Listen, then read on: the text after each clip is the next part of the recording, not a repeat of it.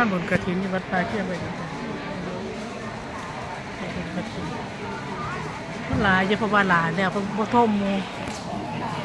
ช่วงหัวปีก็จะเฮ็ดความกันหลายต้มกันหลายต้นกันหลายตอนนี้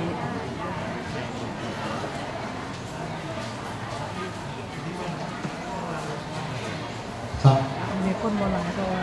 ก็มื้อนี้คนหลายค่ะเพราะว่าช่วงนั้นจอกันหลายครับเช่นพระเขากับเกือบสีแล้ว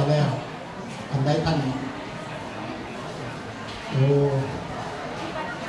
ครับร่วมภาคในแถววันนี้เรากับปีหอม1,200 บาทโตโดนหาใครตรงกันนะครับมานั่งกับย่าเลยเลยมาร่วมบัญชีมาครับหาใครนะมานั่งกับย่าก็ได้ก่อนเลยมาตรงที่อยู่โรงพยาบาลมานั่งอยู่ตรงนี้ก่อนเลยเห็นไหมเห็นย่าไหมโซฟีได้อะไรจักแกะเอาแสนนะเนาะ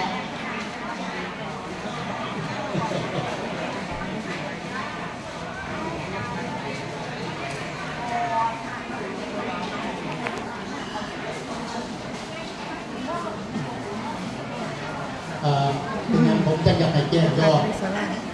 ที่แม่จังให้แก้ยอดก้อนถวายผมเห็นอยู่วัดป่าสังฆาธรรมที่น้องสิรู้ได้ว่าก้อนกอดกระถิ่นได้เงินเท่าไหร่เพราะว่ามันแก่แต่ยอดเงินว่าเอาเงินมัดนอกเงินไปถวายเพิ่นแค่ให้แก่บาทนี้เขาปฏิโต้ยอดท่านพี่เริ่มครับสิ่งที่รักษาใจไว้ครับดีบริษัทคุณแม่ครับเอาสาธุเท่าไหร่ครับรอบนี้หลาก็มูคนก็เลยหลายครับแม่บุญถมพานกิจ 4,000 บาท4,240 บาทเข้ามาล่นครับตอนแค่กระถิ่นผมได้เพิ่งรวบรวมว่าได้เงินเท่าไหร่แค่กระถิ่นแล้วผมจะชี้แจงได้เงินเท่านี้นะครับ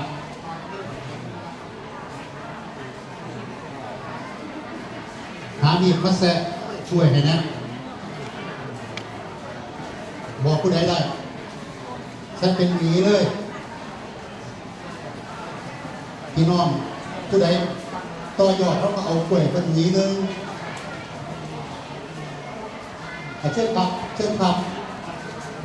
แก้เลยนะครับต่อยอดแล้วทำบุญก็ได้แก้ต้นก็ได้นะครับซอยกัน